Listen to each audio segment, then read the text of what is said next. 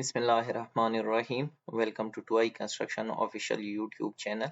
Previous video में हमने material storage और स्टोरेज टाइप के बारे में बात की। अभी हम मटेरियल रिसीविंग के हवाले से बात करेंगे।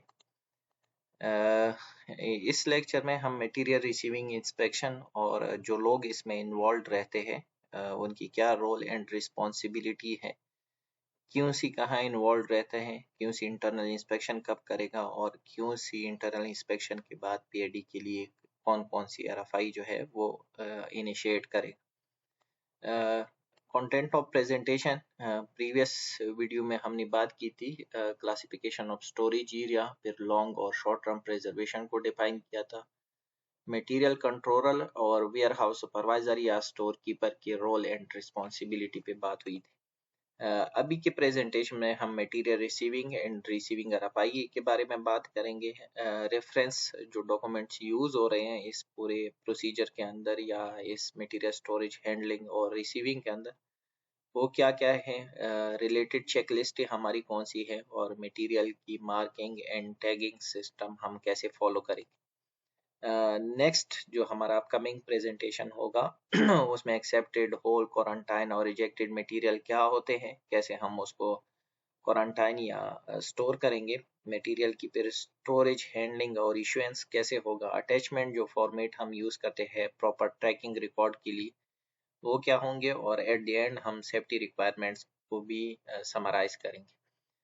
ये रिकमेंडेशन है आप लोगों के लिए, आप लोग इसको स्टडी करें। जो हमारे mandatory Saudi Aramco engineering requirements हैं जिसमें सैम्स आते हैं, साइप आते हैं, साइस आते हैं, सायर आते हैं, चेकलिस्टें हैं, आईटीपीज हैं, ये जो क्रिएट होती है तो इसको कैसे इस्टेब्लिश किया जाता है और कैसे इसको मेंटेन किया जाता है, इस पूरी प्रोसीजर के अंदर इसमें डिटेल में बात की है। कौन कौन सी कमिटीज इन्वॉल्व रहती है, कमिटी के अंदर कितने डॉक्यूमेंट्स जो है वो रहते हैं और किस तरह रिविजन्स आती है, कौन सी चीज़ें डिलीट होती हैं और कब कब हम अपडेटेड समरीज जो है वो अपने न्यू रिवीजन में ऐड करते हैं।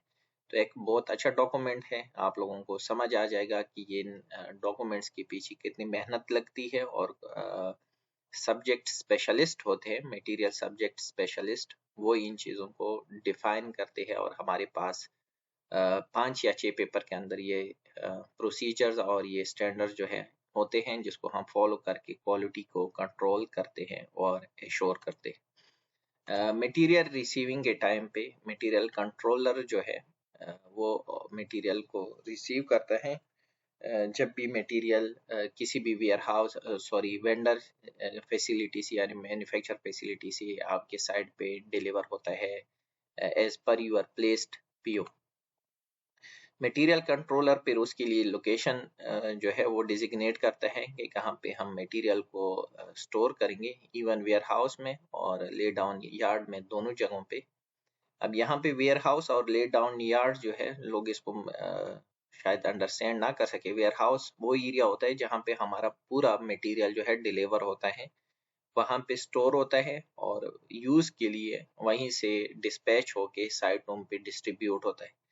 बड़े प्रोजेक्ट के अंदर ये बहुत बड़ा एरिया होता है और इसमें बहुत सारे लोग होते हैं वेयर हाउस में, और इसकी पूरी डायरेक्टरी होती है, ट्रैकिंग सिस्टम होता है, पूरे रिकॉर्ड्स होते हैं, लॉग बनते हैं और मटेरियल को वहीं से प्रॉपरली हैंडल किया जाता है। ले डाउन यार्ड आपकी कंस्ट्रक्शन साइट के करीब जो फैसिलिटी आप बनाते हैं टेम्पररी स्टोरेज के लिए, तो वहाँ पे जो मटेरियल आपके पास आता है जिसको आप विद इन 2 मंथ या 3 मंथ यूज करते हैं as per your schedule progress, तो वो ले डाउन यार्ड होता है। और छोटे प्रोजेक्ट के ऊपर ले डाउन यार्ड को ही हम वहाँ पे ये फैसिलिटी प्रोवाइड कर देते हैं कि जो भी हल्का फुल्का मटेरियल आता है वो उधर ही स्टोर करते हैं अगर हमारा प्रोजेक्ट बड़ा नहीं है और उसमें मटेरियल इतना ज़्यादा नहीं है।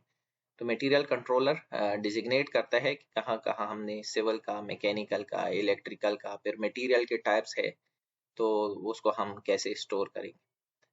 मटेरियल जब वो अपलोड करता है यानी अपनी जो मटेरियल डिलीवर होता है उसका बहुत ख्याल रखा जाता है। डिलीवरी के टाइम पे या ट्रांसपोर्टेशन के टाइम पे मटेरियल डैमेजेस आ सकते हैं। कुछ मटेरियल होते हैं जिसको बहुत केयर के साथ हैंडल किया जाता है तो उसकी इंस्पेक्शन बहुत ज़रूरी है जब वो आपके साइट पे डिलीवर हो। अगर उसमें कोई प्रॉब्लम आ गई है तो आप उसको उसी टाइम पे आइडेंटिफाई करेंगे।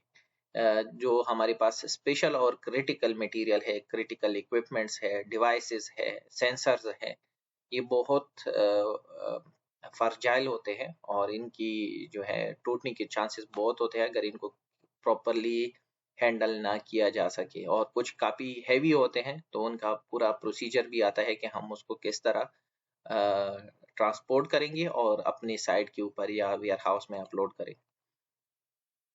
मटेरियल कंट्रोलर जो है वो मटेरियल को रिसीव करेगा, जो हमारी परचेज ऑर्डर्स होंगे उसके साथ रिसीविंग शीट होगा, पैकिंग लिस्ट होगा, कमर्शियल इनवाइसेस, ये हमारी क्वालिटी का डॉक्यूमेंट नहीं है, ये उनका डॉक्यूमेंट है जो उसमें अपने प्राइसेस वगैरह को चेक करेगा।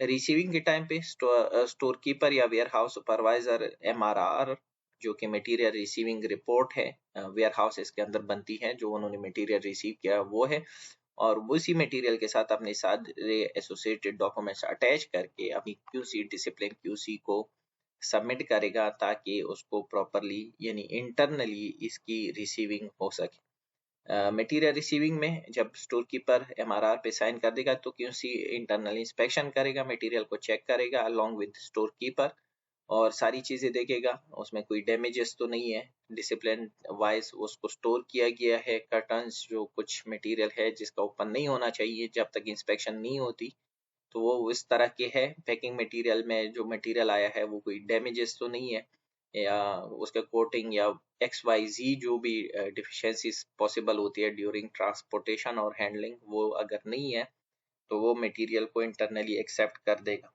और अगर उसमें कोई डिफेक्ट्स है, कोई इशू है, तो या तो मटेरियल कंट्रोलर उसको सेपरेट करके क्वारंटाइन कर देगा और बाकी मटेरियल को ऑफर करेगा इंस्पेक्शन के लिए। अगर QC ने देख लिया तो QC उसके लिए चूंकि नॉन कंप्लायंस है, नॉन कंफर्मिटी है, डिफिशियंसी आई है तो उसको रिकॉर्ड करेगा INCR के थ्रू। इसके बाद QC इंस्पेक्टर की रिस्पॉन्सिबिलिटी आती है कि वो जो भी मटेरियल डिलीवर हुआ है साइट पे उसको इंस्पेक्ट करे और उसमें ये सारी चीजें देखे मटेरियल जो डिलीवर हुआ है परचेज ऑर्डर में जो मेंशन है और जो डिलीवरी नोट में मेंशन है वो मटेरियल सेम है कि नहीं है, उसकी क्वांटिटी जितनी ऑर्डर थी उतनी ही डिलीवर हुई है, उसके size, model, brand, anchor bolts वगैरह के डायमीटर, लेंथ, प्रोजेक्शंस वगैरह सारी चीज़ों को चेक करेगा, उनके नंबर चेक करेगा और फिर परचेज ऑर्डर नंबर देखेगा, रिक्विजिशन स्लिप देखेगा और जो भी बाकी डॉक्यूमेंट्स होंगे वो एसोसिएटेड उसके साथ देखेगा। कोई मैनुअल अगर उनके साथ है मटेरियल के साथ तो उसको वेरीफाई करेगा। मटेरियल टेस्ट सर्टिफिकेट्स होते हैं, टेस्ट ऑफ कंफर्मिटी होता है और इसी तरह हमारे पास COC है, कंप्लायंस सर्टिफिकेट्स है, वो चेक करेगा। स्पेशल PO क्लासेस, अभी PO परचेज ऑर्डर सिर्फ एक पेपर का डॉक्यूमेंट नहीं होता, एक लेंथी प्रोसेस के थ्रू ये चीजें आती है। अगर उसमें कोई स्पेशल क्लॉजेस है उस मटेरियल के हवाले से तो उसको भी वेरीफाई करेगा। मटेरियल की आइडेंटिफिकेशन होगी, IFC ड्राइंग के हिसाब से देखेगा कि ये मटेरियल हमारी साइट पे किन जगहों पे यूटिलाइज होने वाला है और वेरीफाई करेगा कि हाँ जो मटेरियल रिसीव हुआ है वही हमारी अप्रूव्ड IFC ड्राइंग के मुताबिक है जिसको हम बाद में प्रॉपरली यूटिलाइज कर सकते।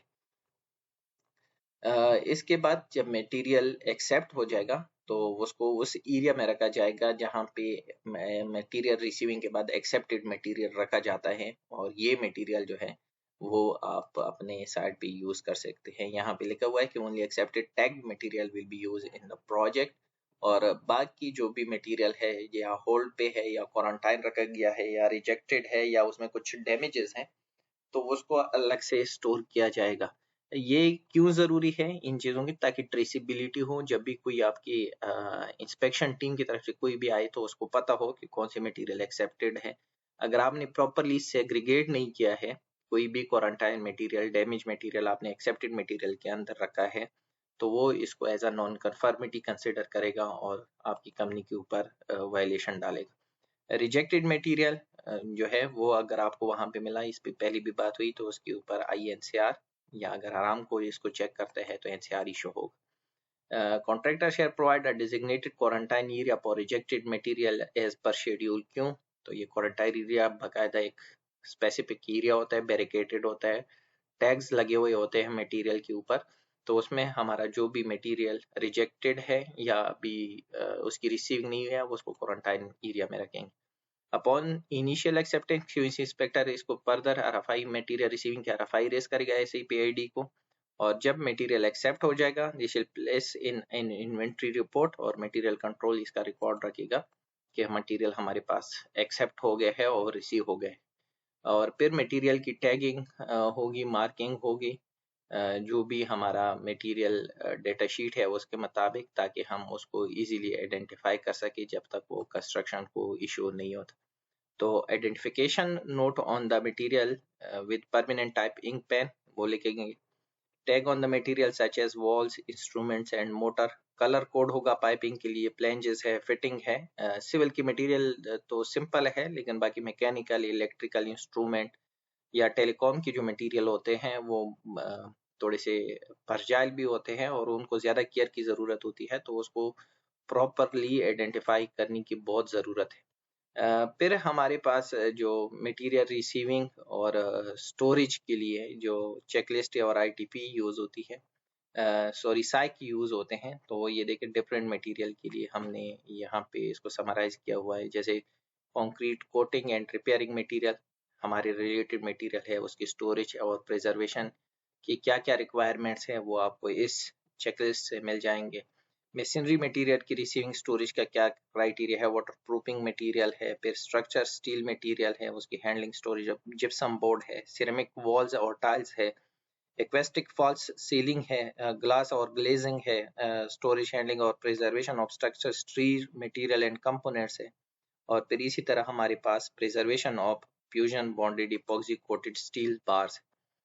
इसी तरह इपॉक्सी ग्राउट है, कंक्रीट कोटिंग और रिपेयरिंग का मटेरियल है, फिर मेसनरी आ गया, सॉरी ये सारी मटेरियल, सिरेमिक वॉल और फ्लोर है, ये जिप्सम वॉल बोर्ड वगैरह है, स्ट्रक्चर स्टील है, ये सारे हम किस तरह प्रिजर्व करेंगे, स्टोर करेंगे और उसकी इंस्पेक्शन में क्या क्या चीज़ों का ख्याल रखा जाएगा, ये सारे उसके एसोसिएटेड चेकलिस्ट है जो हम वीकली बेसिस पे और बाज़ मटेरियल के लिए मंथली बेसिस के ऊपर रेस करते रहते हैं। इम्पोर्टेंट रेफरेंसेस जो है जो हमारी इस प्रेजेंटेशन के अंदर हमने यूज़ किए, शेड्यूल क्यों है, सऊदी अरामको क्वालिटी रिक्वायरमेंट्स जिसमें बताए गए हैं, साइज H20 है, साइप 385 है और साइप 350 है। तो ये सारी चीज़ें हमारी प्रेजेंटेशन का पार्ट थी। वीडियो देखने का बहुत बहुत शुक्रिया। मटेरियल रिलेटेड और भी इंस्पेक्शन के क्राइटेरिया है, उसमें इंस्पेक्टेबल और नॉन इंस्पेक्टेबल मटेरियल है, फिर उनकी रिक्वायरमेंट्स हैं, उनका पूरा प्रिक्योरमेंट प्रोसेस है। नेक्स्ट अपकमिंग जो हमारी वीडियोस होंगे प्रिक्योरमेंट प्रोसेस के हवाले से या साइप 1151 के हवाले से, उसमें हम डिटेल में उसको डिस्कस करेंगे। आप इस पूरी सीरीज को अगर कंटिन्यूअसली देख लेंगे तो इंशाल्लाह मटेरियल वाइज जो भी आपकी नॉलेज में कमी थी या नॉलेज नहीं था उसके बारे में, तो आपको E to Z सब चीज़ें पता चल जाएगी। एक वीडियो में इसको एकमुलेट करना बहुत मुश्किल है, तो इसलिए आपने इनके सारे पार्ट्स को देखना है। वीडियो देखने का बहुत बहुत शुक्रिया। Wish you all the best.